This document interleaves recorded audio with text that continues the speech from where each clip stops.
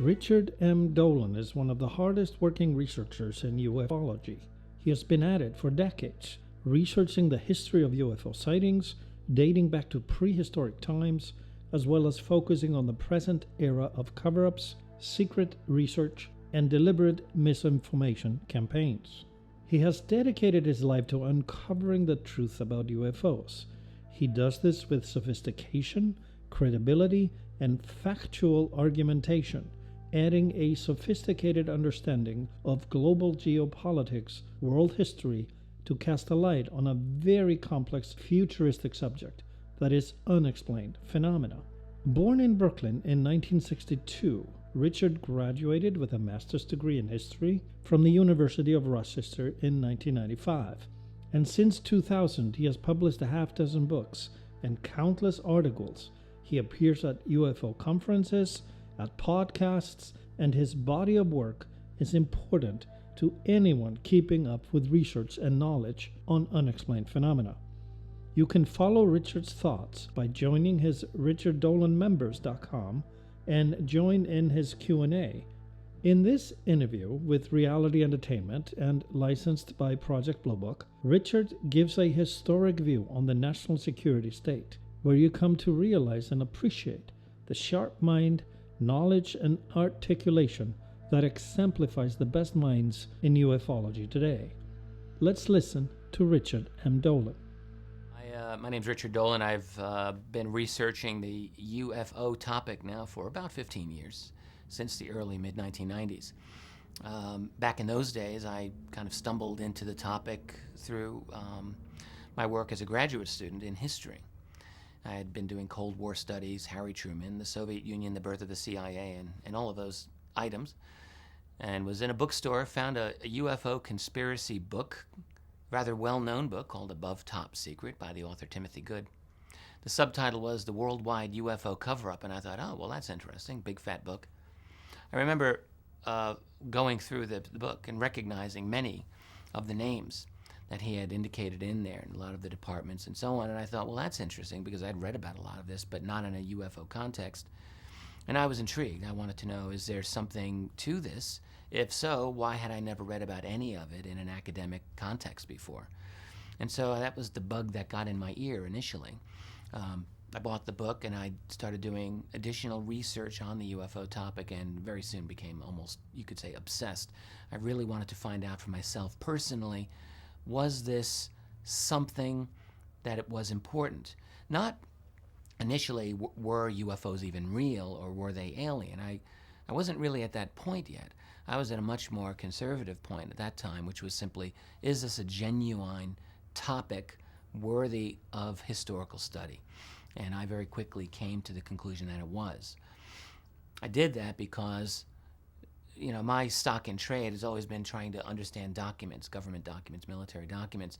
And in the UFO field, there's a good number of very good documents that may not be a single smoking gun by themselves. There's no confirmed document that's like a memo from the president describing aliens. But what I discovered in my attempt to understand this was that there were many documents that were one cut below that described, for instance, violations of sensitive airspace by objects that, frankly, as described in these documents, should not have existed. Disc-shaped, stopping on a dime, taking off like a bullet, zigzagging sometimes. Memos describing these objects in very serious terms. Attempted interceptions being made, radar trackings, and so forth. And I thought, well, that's interesting. No matter what the answer to the UFO mystery is, the fact that these documents exist and the fact that they get no attention in our mainstream community, academic, journalistic, whatever, that's a discrepancy. And so that's always been the foundation of where I'm coming at in this field, where I'm coming from in this field, I should say, that no matter what else I may research, no matter what else I may think about this, if I'm dealing with someone who's very skeptical, who wants to know what's the big deal, the one thing that I can always come back to is that we've got this substantial discrepancy between what we officially know, what our official truth is as a society, and then what we know is going on in the UFO field regarding the military encounters. So that got me started. That was in the early, mid-1990s. The research that I undertook, all of which started out as a purely personal endeavor, morphed into a 500-page book that I wrote. And that book is called UFOs and the National Security State. And in fact, writing that book, it was completed, the first edition was completed in mid-2000. That was my education in this field. I mean, researching it and writing it really, by the time I got to the end of that project, got me to the point where I felt that, all right, now I know a few things about this subject. Now that historical narrative, it's very, very much a straightforward historical analysis of the UFO phenomenon, but even more than that, it's actually a reinterpretation of American history and even of world history with the UFO phenomenon front row center. So it's not just a UFO book. It's really, it's a more ambitious attempt, if I may say. It's an attempt to rewrite our history in a way that makes sense with this phenomenon inserted into it. Now that history ended in the year 1973. That's when that volume ended. And I, certainly remember when that book came out, I had readers who said, wow, yeah, it's a pretty good book. What about the rest of the story now? And I thought, well, right, so I've got to do that. The problem that I had was, again, needing to get up to speed on all the research, and that's taken a long time. But I've done it. Initially, I was going to write simply a 2-volume history of this, so volume 1 and then volume 2, but in fact, I've decided it's going to be a 3-volume effort. It really has to be. So this second volume is finished. It'll be released within less than 30 days from now. The second volume of UFOs and the National Security State, I've subtitled it The Cover-Up Exposed, and that covers the years 1973 to 1991, the end of the Cold War, in other words, the collapse of the Soviet Union. This is a slightly longer book than the first one that I wrote. Similar. The approach is not radically different. Again, it's a straightforward historical analysis that really relies on 3 major strands going into it. So the first strand is essentially a kind of a concise compendium of the important UFO stories of that period of time. Whether it's something like the Travis Walton abduction case or the Rendlesham Forest case of 1980 when a UFO landed near an American airbase in Britain, or the introduction of Bob Lazar into the field of ufology, or any number of other things. The first strand of this book deals with each of those topics in a complete but concise way. So almost like an encyclopedia, you might think, oh, what does Dolan's book have to say about Lazar? And you could read, or Gulf Breeze, or whatever. The second strand of the book is what I would call a geopolitical analysis. So it's an attempt to understand the cover-up, understand who's in charge, how does this whole thing fit together, who's running the show? Is it the president? Well, if it isn't the president, then who would it be? Along those lines, I try to understand the nature of the military and intelligence community's interest in UFOs. And in this book, not simply of the United States. What I've been fortunate about is that for the 1970s and 80s, what we find is that there's a greater amount of source material available from other nations. And so, whereas you can still really get the most detail from the American side of it still, there's a much greater amount of data now during those years coming from Britain, France, Soviet Union, Australia, China. All right, information that really was not so much available in the early years of this, the 1940s and 50s. So this second book deals with more of a broad global view. So that's the geopolitics side. And then there's a third strand that goes into this book that I've just written, and that's, let's call it the history of ufology or of UFO research. That is, the attempts of researchers in this field to understand what is going on. What that turned out personally to be maybe the most fascinating part of the book for me to do. What we find is that in the early 1970s, researchers were in a certain place with this in terms of what they thought, and by the time they get to 1991, just 18 years later, they were in a very, very different place. And so the story of how you get from here to there is also fascinating. And I don't believe it's ever really been done as a history before. There's been some very good articles about ufology, certainly, but to my knowledge, not a not a single kind of coherent analysis of how ufology moved along during those years. So that's really it, and those are the three strands that I tried to, as it were, weave together. I'll leave it to readers to decide how successful that attempt was, but this field demands a good history, and there really, in my view, there hadn't been one that was satisfactory, that really handled this topic the way it ought to be, and I tried to give it as comprehensive an effort as I could do. And I'm excited and looking forward to seeing this book in print, and I'm certainly looking forward to seeing how readers respond to it. There are many issues on the topic of UFOs that no one's really going to know for sure. But here's something that you can take to the bank. UFOs are real. They're absolutely real. And we know this. We have an overwhelming abundance of data, of documentation that prove, beyond a shadow of a doubt, that there are objects existing that aren't supposed to exist officially. In our world, they're not supposed to exist, whether they're saucer-shaped, triangles, or who knows what other kinds of permutations they may have, rectangles. These things that can hover in the sky silently, take off, often rapidly. These are using principles of aviation or flight that are not in the official books today.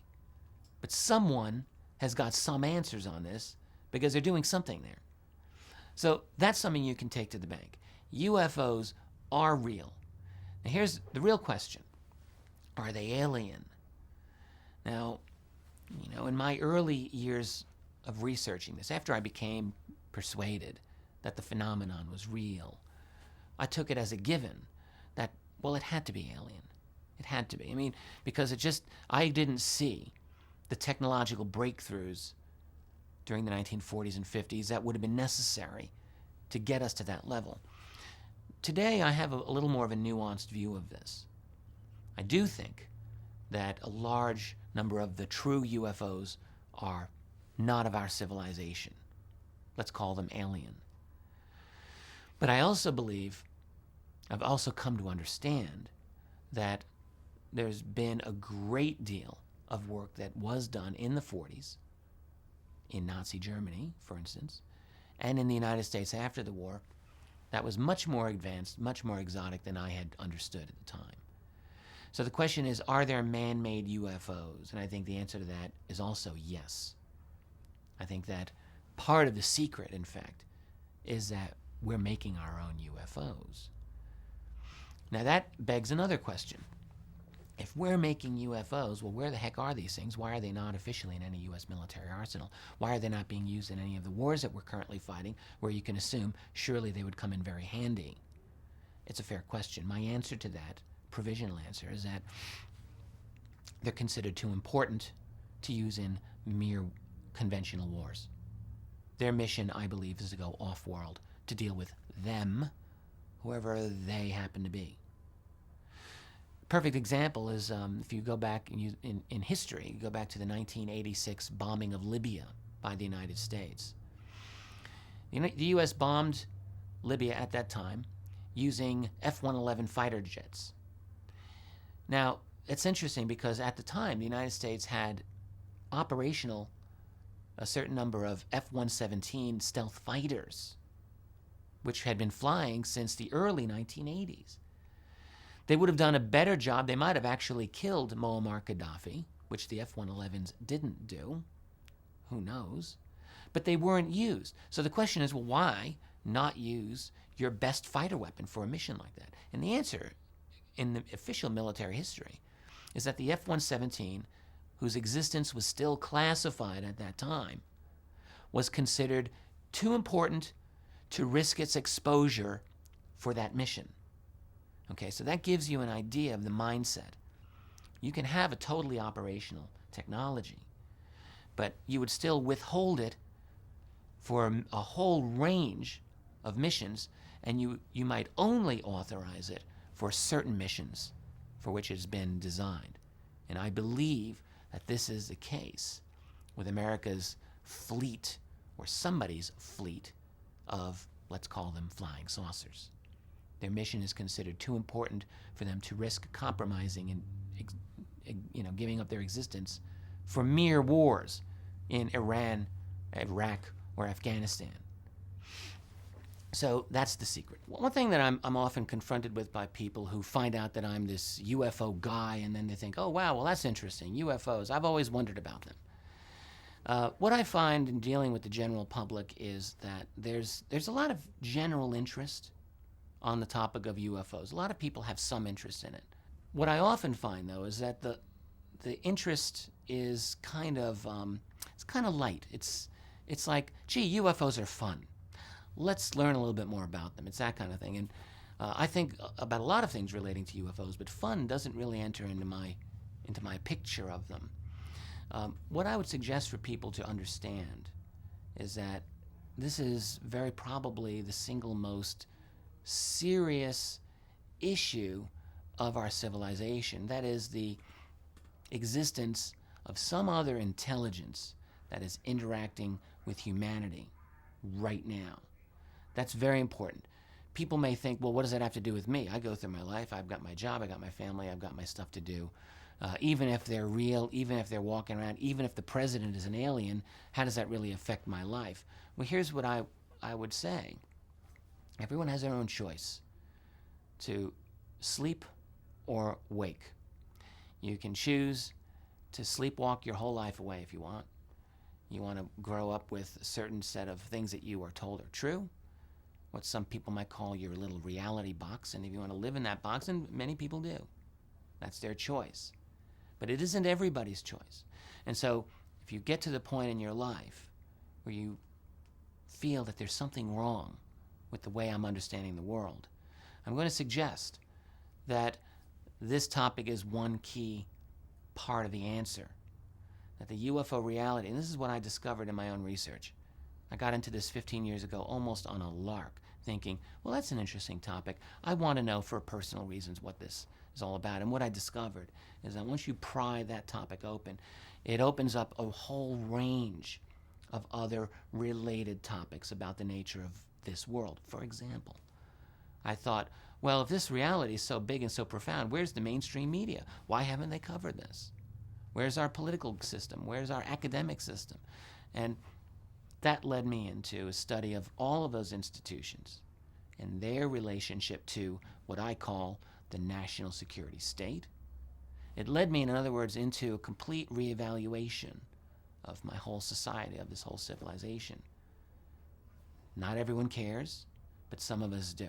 And so if you're someone who does care, I'm going to suggest to you that the UFO topic is very much worth your time to investigate. When we ask who's running the cover-up, I have to be the first to say that I don't have the final word on this. All I can do is think about it and try to do the best kind of speculation and intelligent guesswork as I can. So here's what I would say. Forget UFOs for a moment, and let's just look at the broad world of geopolitics, and let's look at the office of the U.S. president. And we ask ourselves, how much decision-making power does an American president have? For example, if you want to study the administration of, say, Ronald Reagan, okay? He covers 8 important years in the history of this new book of mine. What we find is that Ronald Reagan did very, very little actual management of the office of the president. Keep in mind, he was elected at the age of 70. There was an assassination attempt on him 2 months into his office. What historians now are recognizing is that most of Reagan's presidency was managed by George Bush, vice president, CIA director William Casey, a couple of other people who were close up there, like Donald Reagan as chief of staff, and a few others. So that, in other words, Ronald Reagan was, no matter what you think of the man personally, okay, was really a guy who was reading the cue cards, and his job was to do what his staff guided him to do. So who's guiding the staff? Who do they work for? Well, what we find is that, as always with American politics, there's money behind the scenes. And the money determines broad geopolitical decisions, whether it's to rig elections in Iran in the 1950s, or overthrow that elected government, or to have coups in Guatemala, or whether it's to invade the nation of Iraq in 1991 during the Gulf War. All of these decisions have their roots in finance and money. And this is what we find. So, for example, are there international groups? Are there the nefarious Bilderberg group that helps to manage things behind the scenes? Well, the answer is absolutely yes, they do. In the study of this book, I did an analysis of the Trilateral Commission, an organization founded by David Rockefeller back in the early 70s. And it's not difficult to see the influence that the Trilateral Commission had on U.S. presidential policy. This is very easy to see. Now that's separate from UFOs. Within the UFO field, what we find are leaks upon more leaks upon more leaks upon more, describing how this problem has become privatized. That is, that fundamental control of policy on this matter has gravitated away from the office of the president. That doesn't mean that the president is irrelevant. It just means the president is a player, one of many, and probably not the most powerful of them. So, we've heard about a group called Majestic, or MJ-12. The question is, are they real? I think the answer to that is yes, they are real. Is Majestic 12 simply an American organization? I think the answer is no. So I think what we're dealing with relating to the UFO problem is most likely an international elite group of individuals who have most of the answers on this, answers at least that we don't have. They influence presidential and military policy to the extent that they need to. And I don't think that they're of a mind to want to share much of what they know with the rest of us. And the reason I don't think that they want to do that is because this is a secret that in fact has turned out to be very profitable for them. Imagine it this way. Pretend that you've recovered a piece of exotic technology not made by human hands. And so now you've got this and you have to decide, well, what do I do with this? Well, if you want to have it studied, you probably will need to send it off to some military contractor whose job it is to make things for the government. They have the R&D, they got the engineering, all the right people to do this. So it goes off into private industry. Well, who owns the private industry? It's those guys at the top, obviously, who then, over the years, exert near total or absolute total control over that artifact. And this is a goose that lays golden eggs for them. You study this piece of exotic technology long enough, you're going to get some neat ideas, aren't you? One of your genius scientists working for you will say, oh my God, well, I can't duplicate all of the electromagnetic properties of this thing, but we can approximate it, and here's some of the applications that can come out of it. So that, in other words, it's not that we can completely replicate a flying saucer that these aliens may have, but the fact is that seeing examples of their technology very likely would give human scientists in the covert world ideas for their own innovations and money-making opportunities. I think that's how it works. And so in that kind of a situation, those people who have control over this technology, they, as I see it, they have no incentive for sharing this. Why would they?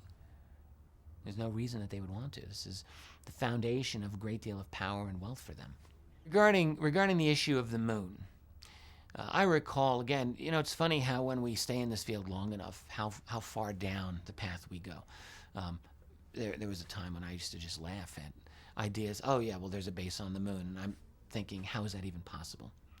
Well, I still don't really know how it's possible, but the only thing that I'll say on that is I've talked to a number of individuals. I'm talking brilliant individuals with real credentials. They're real people. They're not fictitious people who are plugged into the national security community pretty well, who have said to me, for what it's worth, that yes, they are aware of bases on the far side of the moon. Now, one hears this in this field, believe it or not, one hears this a lot. There's no way I can prove this at this point. Really, all that it is a bunch of stories.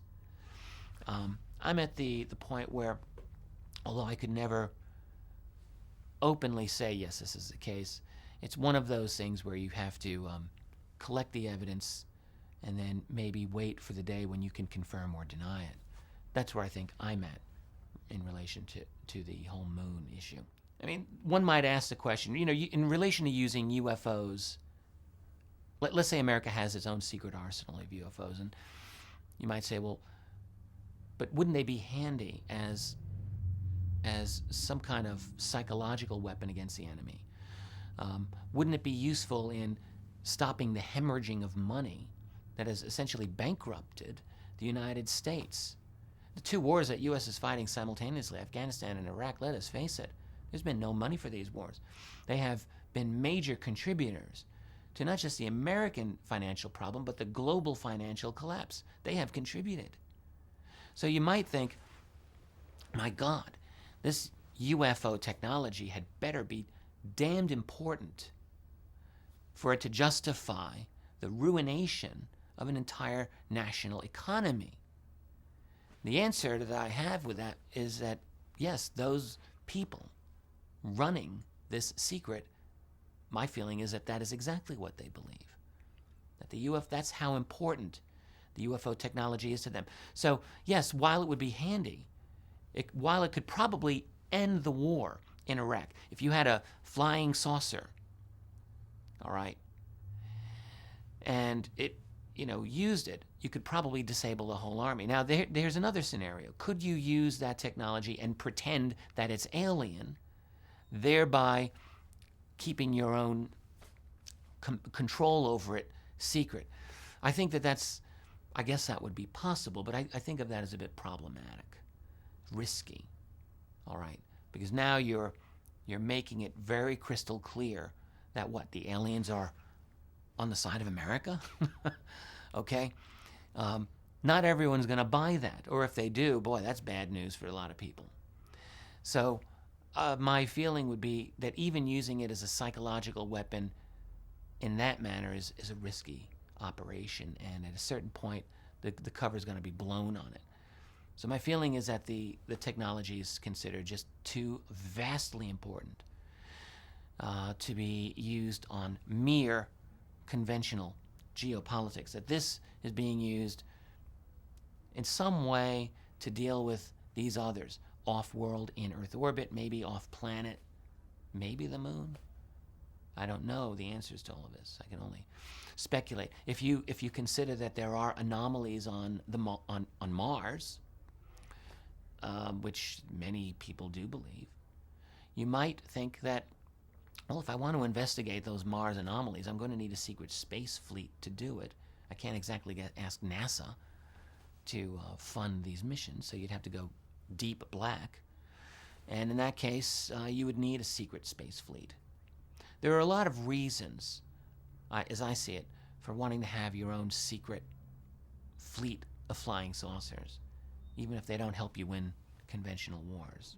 When asking about things like one world government, you can look at this issue totally separate from the UFO side of it. In fact, most writers on the New World Order don't really do much with the UFO issue. I don't think it's difficult to see that our entire global structure is moving toward a kind of global political system as well, a one world government, if you want to call it that. Yes, I don't think that's an argument that you can make anymore against. If you look at the long history of this development, go back to the 18th, 19th, and 20th centuries, and you see inextricably how the global economy has done this more and more and more. It's interlocked. A corporation can't be bound by national laws. I mean, let's face it, even in the mid-19th century, late 19th century, if you're Andrew Carnegie making steel, so you set up shop in Pennsylvania, but then you got to get all of your materials from around the world, okay? You can't have big tariffs. That kind of ruins your business. It makes the product expensive and so on. Every corporation functions on that basis. Corporations can't be merely national entities. And so what has happened increasingly over the last 200 years with increasing speed is a movement by those people who are basically running the global economy to eliminate vestiges of national sovereignty. Because all that does is it gets in the way of what they're trying to do. Now, you might say that's a good thing. You might say that's a bad thing. Either way, that's what's happening.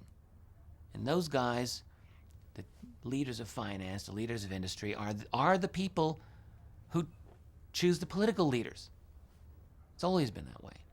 And so what we've seen over the last century in particular is a very concerted movement toward, let's call it, a one world government. Or now, as former President George Bush Sr. used to call the New World Order. Yes, there's no question about this. That is where it's going. Real interesting question now is, how does that tie into the UFO cover-up and the UFO reality? Now, there's something to bend your mind around a little bit, okay? If they're moving toward a one world government, which I think that's right, are there those then who are equally cognizant of what's going on with non-human intelligences that are here interacting in some way with this planet? Is there a relationship there? I think the answer is yes. I can't prove that the answer is yes. I only think that it's yes because I see one big truth here and I see another big truth here, and I have a very difficult time seeing how they could be completely separate forever. I can't see that. So I think that there's a relationship there. The UFO cover-up is, in other words, a key part of our world today, just as the movement toward a one-world government is a key part of our world today. I think future research in the nature of the cover-up has to move in that direction. It has to, in other words, understand what this relationship might be. That's really where the true research needs to go. In the book that I've just written, UFOs in the National Security State, Volume 2, I do try to explore some of these issues.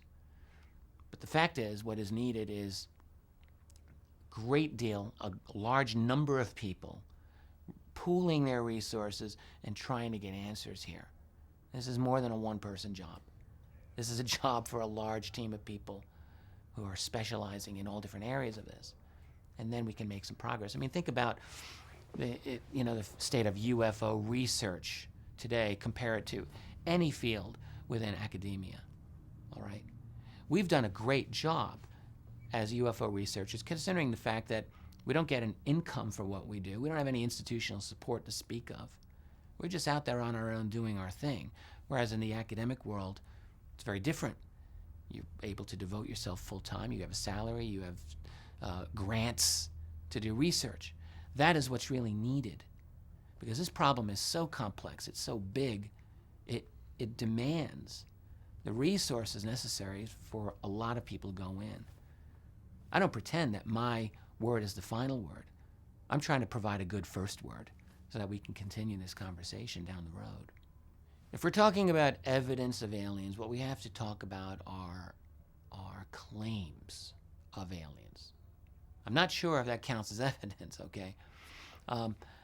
However, let's say one thing about some of these claims. There are many of them.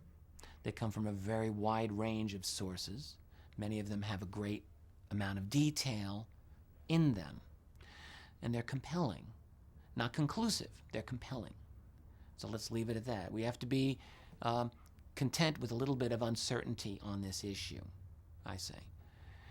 So if you take that, then yes, there's a wide number of sources that allege that there is alien interaction with the population of Earth. Now, I've often speculated that if I were an alien, and let's say I didn't look like a normal human, I still might want to interact with humanity for my own purposes, and I might genetically engineer my own humans, or I might take certain humans and tweak them and make them work for me, or, right, implants, who knows. There might be different ways of going about this, but the point is that I might want to have such humans working for me. And that would mean a certain level of infiltration. It might be benign, it might be malign. It could be anything. So to call it evidence, I think, is a stretch. But to call it a reasonable working hypothesis, I think, is correct. All right? And if I were not a scientist, but rather a counterintelligence expert, this would have to be one area that I would need to look into. In other words, a counterintelligence guy doesn't have the luxury of a scientist. Scientists can say, well, I need proof. I have to establish my protocols for testing this phenomenon, and until I get all the evidence, A, B, C, D, and everything lined up, then I can't possibly conclude that this is the case. Well, if you're doing counterintelligence, and if you're worried about the security of your society, you don't really have the luxury to afford that. You have to act, and you have to think, well, what is the likelihood of this happening? So it has to be a reasonable hypothesis, and I believe that is a hypothesis among those people in the intelligence community. Here's another reason the UFO topic might be of interest to just an ordinary person who's never given us a thread of thought in their life. And it's this. What if you've gone through your whole life thinking that your reality consisted of this, and this, of that ball game, your family, and some of your hobbies and recreations. And let's say this is how you see your life.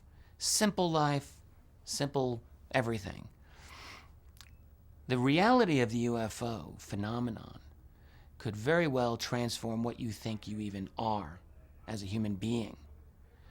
Because if, let's just say, you have the example of a non-human intelligence that's operating on levels beyond anything you imagined, intellectually, in terms of consciousness, perhaps, what that means is that gives us an example of potentials that we may not have achieved ourselves.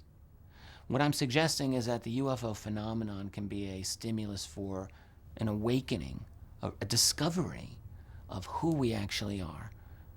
And on an optimistic note, it might actually spur us into development as a species and as individuals to reach a much higher level of awareness of who we are than we'd ever thought possible before.